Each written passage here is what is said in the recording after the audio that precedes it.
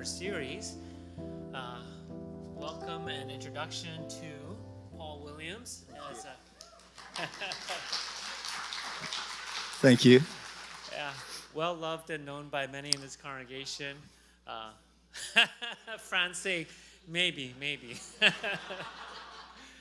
So we had Tim McIntosh here kicking us off in terms of thinking about the Word of God, the Bible as central to our community here, as well as to the original founders of the movement of the Brethren movement in the 19th century. The centrality of the Word, the Bible, was such an important part of that early movement of the Brethren. And then last week, Sharon McIntosh was here, and we had a chance to chat with her about missions and how that also was a really, really vital part of that early part of the movement of the Brethren, and has continued to be really central to Granville Chapel today. But another part of today is really thinking about part of our history, and Paul reflects a significant part of that. He was here for a decade as associate pastor and then executive pastor from 2013 to 2022. So that's a significant chunk of time and represents an important era in Granville Chapel's history. So we're going to have a chance to chat about that and some of the highlights from that era and maybe some of the spiritual learnings from that era that we can continue to take into today. For those of you who don't know Paul, you see a reflection of him almost every Sunday here in Tiago. He's Tiago's father. So, I mean, that says something really good about Paul if you don't know him, because Tiago is still here, and we hear him leading us in worship almost every Sunday. So it's a wonderful gift that you've left here, even though you're not here physically the last couple of years. And, of course, our family has been very important to our community. But why don't you share a little bit about, tell us a bit about your background, how you came to faith, perhaps, in your early encounter with the Lord. Yeah, thank you. It is nice to be back. It's hard to follow such a strong lineup in the previous weeks, but it was a privilege of mine to be at Granville Chapel for a short period of time, and so I'm grateful to be a part of the celebration with you, having played a small part in the story along the way. But it's nice to be back. This is where Tiago, Louisa still worship, and it's where we were as a family for almost 10 years. Mm-hmm. So, in fact, Tiago told me he spent more of his life here than I actually have, so which is true. I think my journey of faith, I think, is one I've shared it from here before. It's really a story of lostness and being found. I think as a young man graduating university and then encountering the love of the Father, that was my story, and it was one that radically changed my life and the trajectory of it. Not just what I understood, but in every way in which my life was oriented. That ultimately then took me off to Brazil, where ultimately I met my wife, and where a new chapter began. But I think I would say part of my coming to faith story was, I literally walked into a large church in central London. I'd been told about this church, and as I walked in, they, as a community, were in worship. I wasn't used to walking into a place in the UK and a church that was so full, certainly not so young. And they were singing the chorus, Jesus is alive. And I stood at the back of the church, and really I think my first prayer was, oh wow, this is real. God, you are real. These people know it. I think they know you. I want to know you. I don't even know what that means, but I know that I want to know you. And then I think I met somebody introduced me to, because I asked about Alpha, actually, as you're running Alpha right now. I asked about Alpha. This was the church where Alpha came out of. It's Holy Trinity Brompton in London. And that was I thought, I'll just ask him about Alpha. And he said, well, we're not running Alpha until September. And he looked at me and said, "Is that a bit of a long way away?" And I went, "Yeah, I think it is." And he said, "Do you know what it means to be a Christian?" And I said, "Well, I thought I did, but I'm not sure." And he said, "Well, do you consider yourself a Christian?" And I said, "Well, I might have said so, but now I don't know." And really, as a child, I'd attended church and sung in the choir, quite a high Anglican church, I think, as I look back upon it, from the age of maybe 8, 9 years old until my voice broke and I couldn't hit the notes anymore. And that really was the end of my relationship, I think, or formally lived out. But then made it back into the church. And what was curious is I actually heard the gospel for the first time on that evening. I don't think it was that I'd never been heard. I'd never been told it, but I never heard it until that evening. And from that moment, really everything changed. And so this guy said, "I feel emboldened." I didn't realize that he was also the leader of the prayer ministry team at this church. And so he said, "Can I pray with you? And maybe, Paul, are you ready to do this?" And I said, "Yeah, I am." And so we prayed. He led me through this little prayer at the back of Why Jesus? And I had this just most powerful encounter with the Lord in a way that nobody had told me. Nobody had given me a language for this, but it's what I experienced of his presence and his spirit. And then the next thing he said, and the reason I'm mentioning this, because I think it was kind of what set me on a path of discipleship, was what was demonstrated to me. Was he then said, "Paul, you're now a child of the living God. You're a son of the King." And that guy over there is about to go and plant a church. Should we go pray with him? So having just prayed my first prayer of giving my life to the Lord, he then put me to work and said, "Let's go pray with this guy over here." And so he said, "This is how we do it." And he said, "Why don't you just put your hands on him?" He introduced me, gave a disclaimer. This guy's just came to faith. And I prayed for this guy. And actually, as a church, what I experienced and what I appreciated, and has been, I think, part of the journey, has been a commitment to get behind and support and provide opportunities for growth and experience of who God is and what he does when you trust him and go out for him and follow him. The same church that commissioned me to Brazil. So it was just, it was a start of an exciting journey. That's a wonderful illustration of this principle of, all believers are in ministry, whether you're a fresh, brand new kind of just knowing the Lord Jesus, or someone who's been walking with the Lord for a long time. There you were, first kind of receiving from the Lord in ministry, and then being commissioned to pray for someone else. That's just a great story, I think.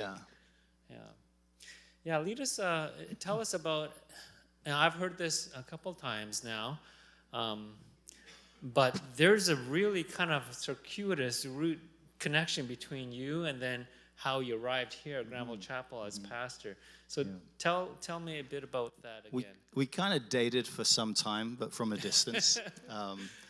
So I heard about Granville Chapel shortly after coming to faith. I went to Brazil. I was working as a teacher in a school. Some of the kids who were in my class told their youth leader, "Our teacher's just come to faith and he's going to Brazil." And so their youth leader said, "Love to meet this guy." So we had breakfast, and that was Neil and Rochelle Perret. And so Neil Perret is Andy Perret's brother, and Andy Perret was the lead pastor of this church. Yeah. Go ahead. So Neil and Rochelle Perret became good friends, and to this day. But they then invited me. Said, "Oh, maybe you want to come and do our youth retreat and speak at the youth retreat." I said, "Oh my goodness!" This was just a few months after coming. So I went and did their youth retreat, and we started a friendship. And then around about the time I went to Brazil, before that, came back, and then I was leaving. And in that time, I left my teaching job. I also left my apartment and needed somewhere to live temporarily. And so I lived with Olive, who's Andy's and Neil's mum. And so I kind of met Andy and Marlene, and I heard about Lisa and Daniel. I said I saw Andy's knees before I met Andy, because there were photos of him as a little boy in his shorts on the mantle, on the side piece. And but I heard about Andy and Marlene, and Andy having then assumed leadership of this church, attending this church, and then sometime later that he was leading at Granville Chapel. And so that was the start of it. And then years later, when we were in Brazil, we were planting a church. We'd been planting that church for about 5 years. And we sensed that the Lord was calling us on, contacted Neil and said, we don't know where or what, but we feel the Lord is calling us on. And he said, oh, you should speak to my brother. So then there was another conversation with Andy. And then we didn't come, actually. We didn't come to Granville. We took a job, or I took a position with another church in Ontario. And we'd been there for 2 years, and the church was growing. The kids were in school, and we just bought a house, and we were settling in. And then I had a phone call, and Andy had said, oh, Paul, do you remember that talk that we had while I was in Brazil about that position? He said, well, we've kind of tidied it up. I just wonder if I could send it to you and whether you might consider it. And I read it, and my heart sank, actually. Not because of the role or the church. It was like, oh, that is everything that I want to do. And I remember emailing Andy and saying, wow, this is amazing. Yes, this is absolutely the kind of thing I would love to be all about. And, but, we've just bought a house. We've just settled the kids into their new school. So I don't know, as I was looking at my wife, how is this going to work, that we're going to move again? And Andy replied, and I think he's probably done this to several of us over the years, where he said, okay, well, I think I'm hearing no, but why don't you just pray about it? And so I did, and then 2 weeks later I said, actually, yeah, we'd love to talk about this. And so then that began, the interview followed, and then we moved out. So 2 winters in Ontario, that's enough.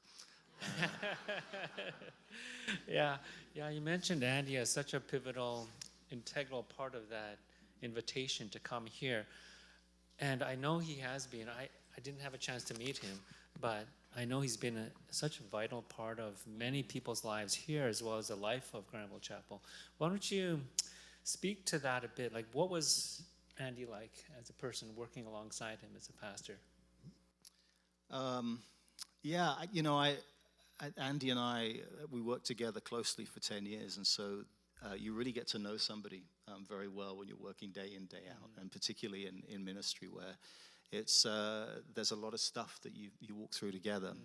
So I was very grateful for that. I think I came out of working as a lead pastor on my own, and church planted. We were on our own. We were in Ontario, felt very much on our own. I really appreciated the partnership and the collaboration that it was to work with Andy, with the team at that time. And really, more than a colleague, there was a friendship that I valued. Our regular catch-ups on a Tuesday were lengthy because there was time. It was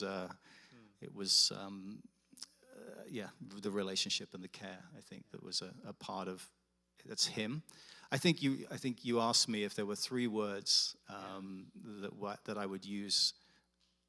And really, I thought, what would they be? And then they came very quickly. I think the first word about Andy would be one of generosity.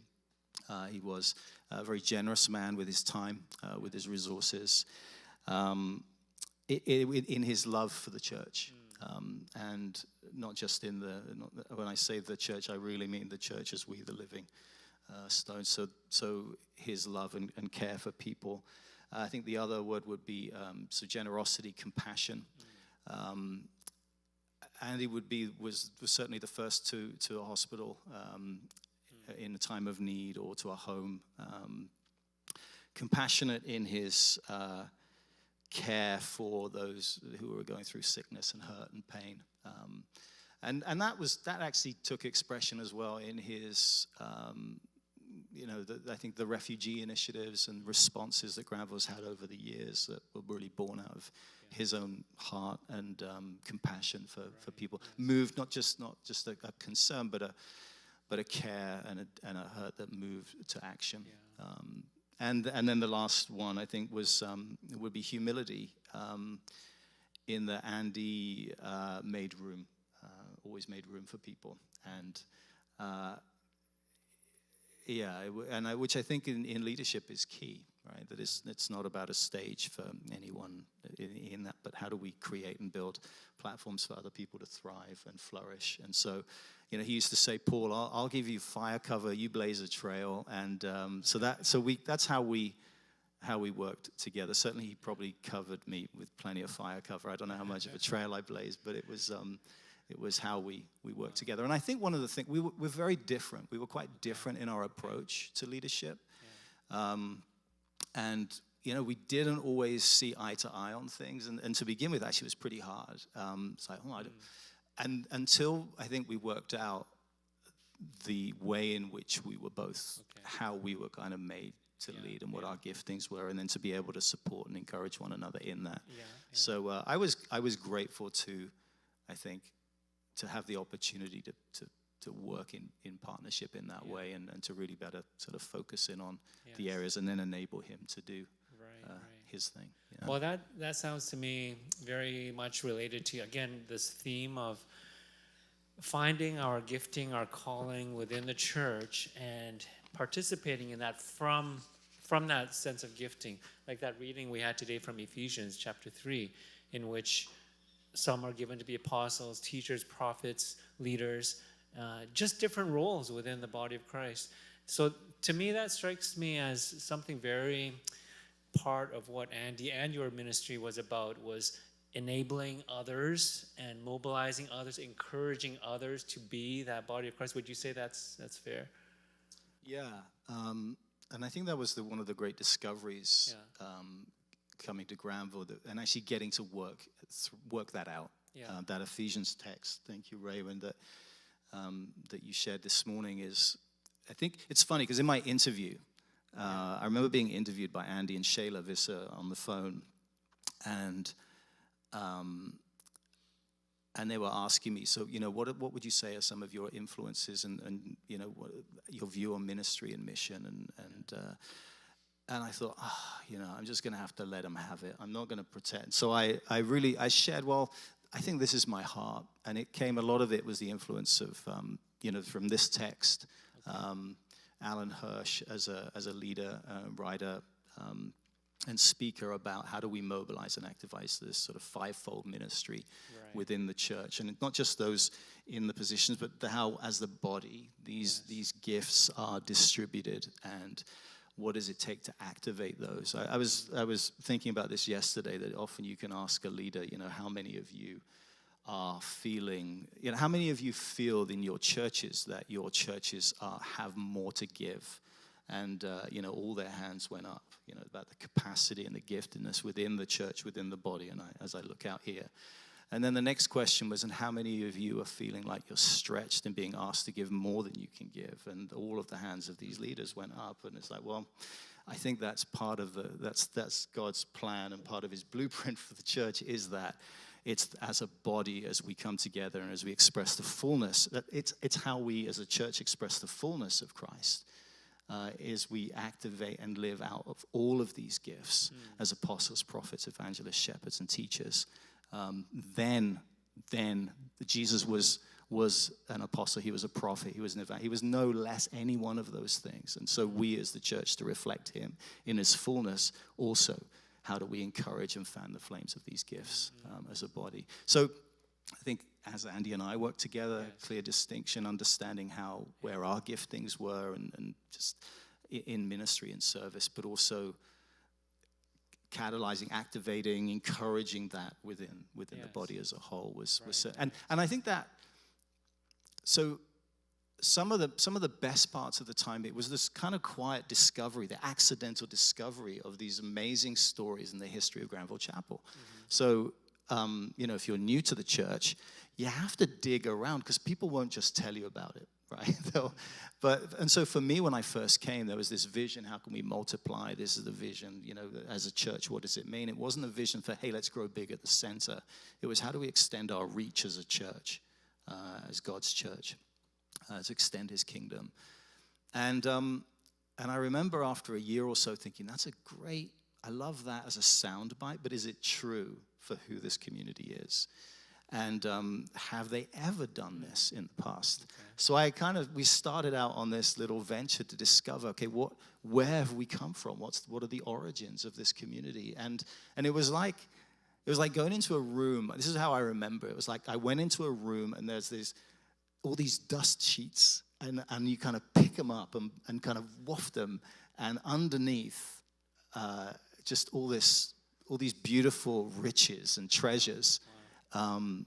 That were just there, and that just are. And so it was discovering things.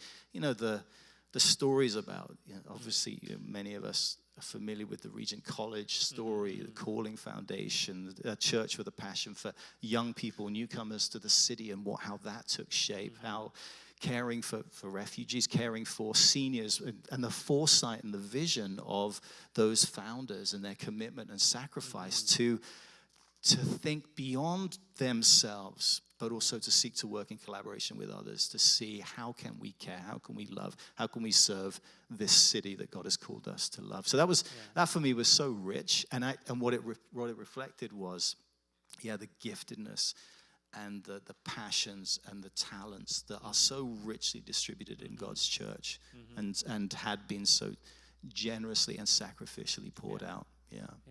Yeah, that reminds me of something that someone else, another leader in the recent past here at Granville, Don Crawford, has said about this church. As he kind of came in, it looks kind of on the outside like a very unassuming, humble church, but as you kind of open the hood, look under the hood, there's this very powerful engine that's running, and it's really running really smoothly and really well.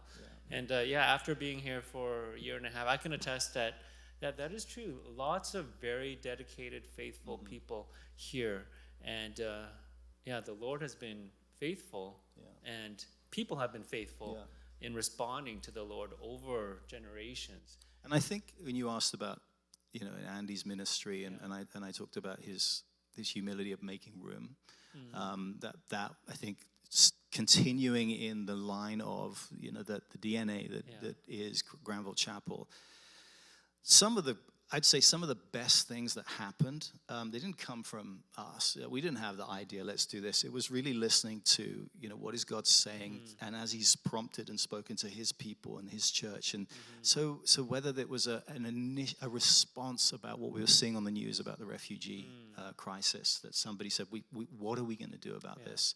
And so it was, and often it's an initiative that has come from the church. I remember when I first arrived, I think it was just kind of running down, but the Gather and Give initiative that ran for years. Just lots of just great creative initiatives that were not the work of the staff team.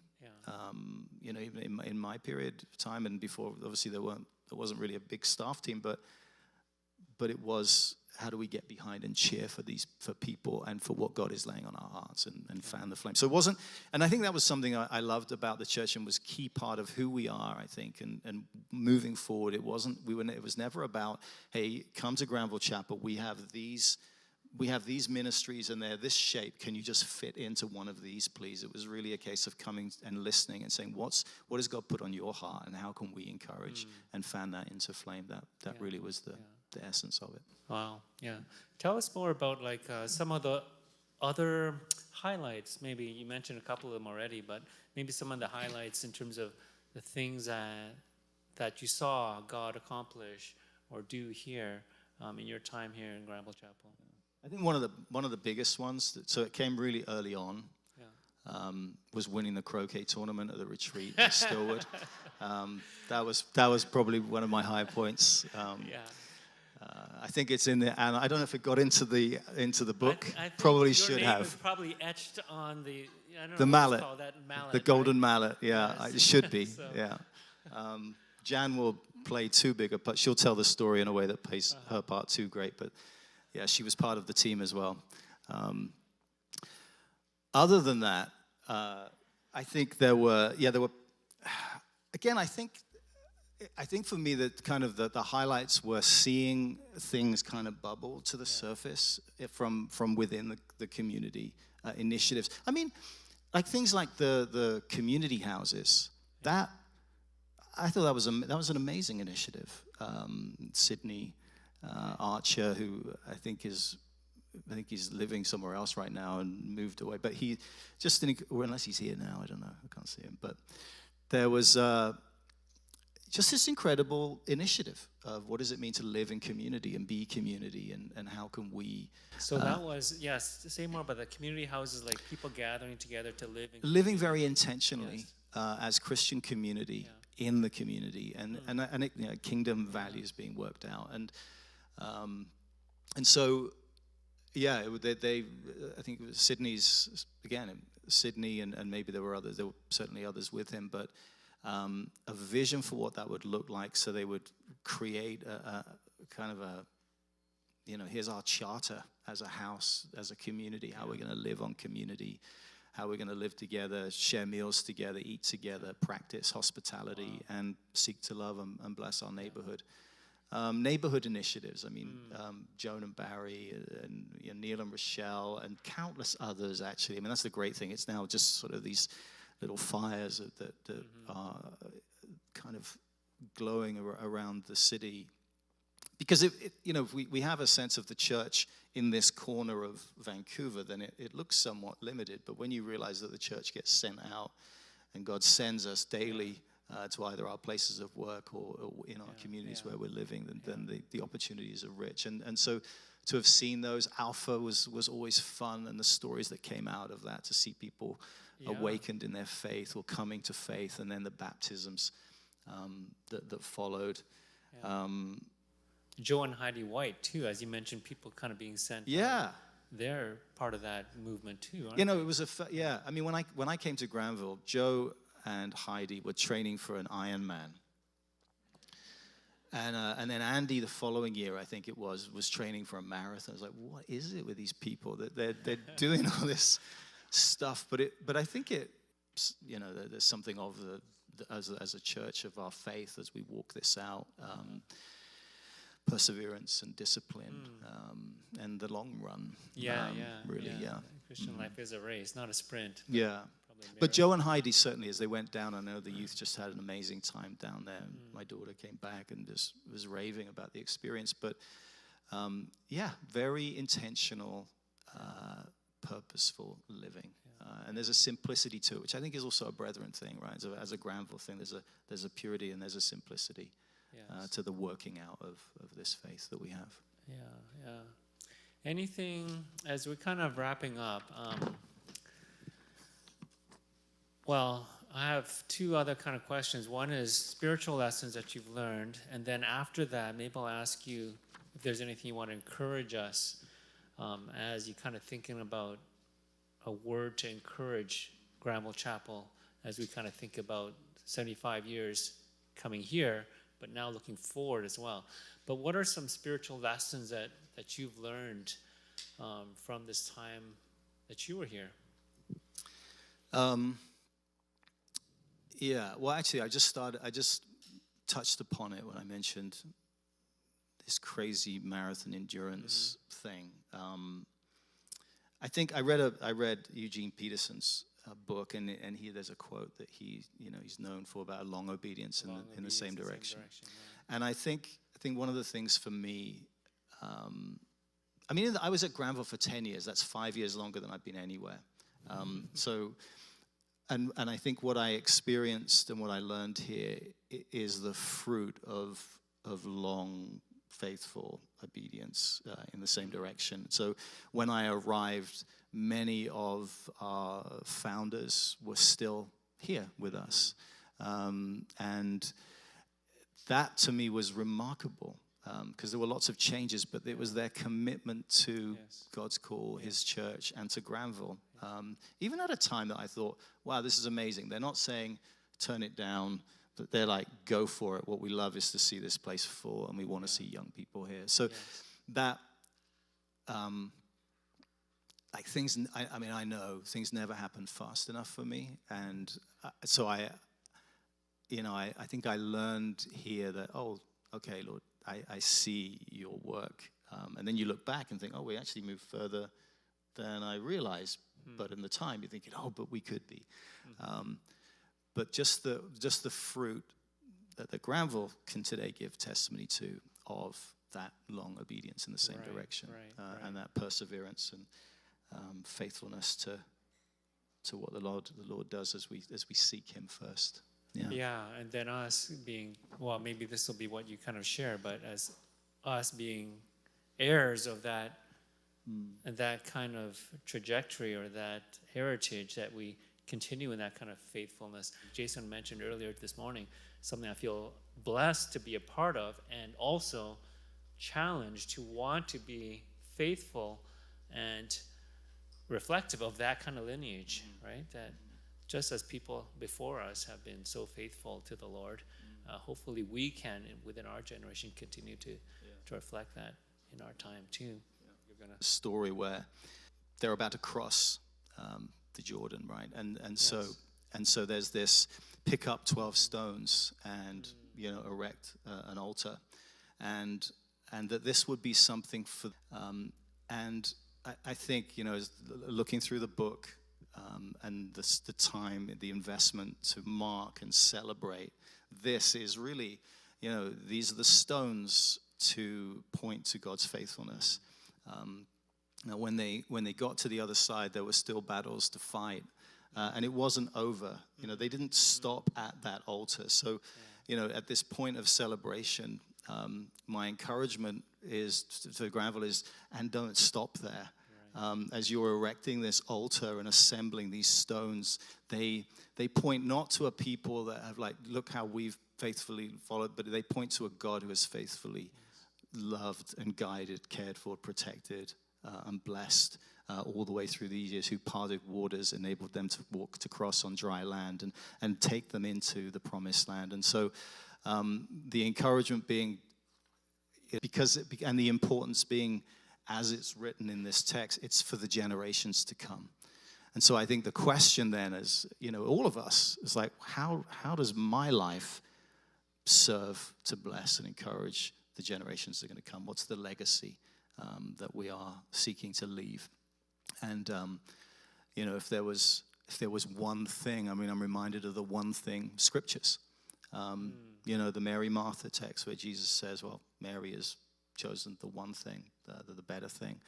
And it's about his presence and the focus remaining on Jesus. And Jesus says, abide in me, and by me, in me, you'll have much fruit. Apart from me, you can have there'll be nothing. And so I think as the encouragement, celebrating, remembering, marking, honoring, and glorifying the God who has brought and led this church through 75 years of history and incredible stories of his faithfulness and his people's obedience and trust in him and his blessing when we do. It's now to keep going in that. Don't stop at the altar, but to keep going and to seek him for what he has next for us. And I'm excited for that because when we do position ourselves, trusting him, not really knowing what next is, but we can look at those stories. We're reminded of those stories. We tell them to our children that no matter then what we face, we have a record that God is faithful, that he's with us, that he's for us, and that he's always good. Yeah. No, thank you, Paul. That's a beautiful story and analogy about the crossing over the Jordan into the promised land, because there were generations that fell away a whole entire generation, but there was a new generation, new history to be written, new adventures and new revelations as God is bringing them into this promised land. So there was remembrance, celebration, honor, and then crossing over and into the newness and all the things, the promises, really the fruition of the promises that God is bringing them into. That's a beautiful and powerful story, I think, for us as we sit here and stand in this moment in time when very symbolic, I think, of our time here in this city at this time. Generations passed away, and we're looking forward now. Where is the Lord leading us? And there's a certain call and a certain courage that he gives us to continue in the faithfulness that he's shown us so far. Thank you. Thank you, Paul.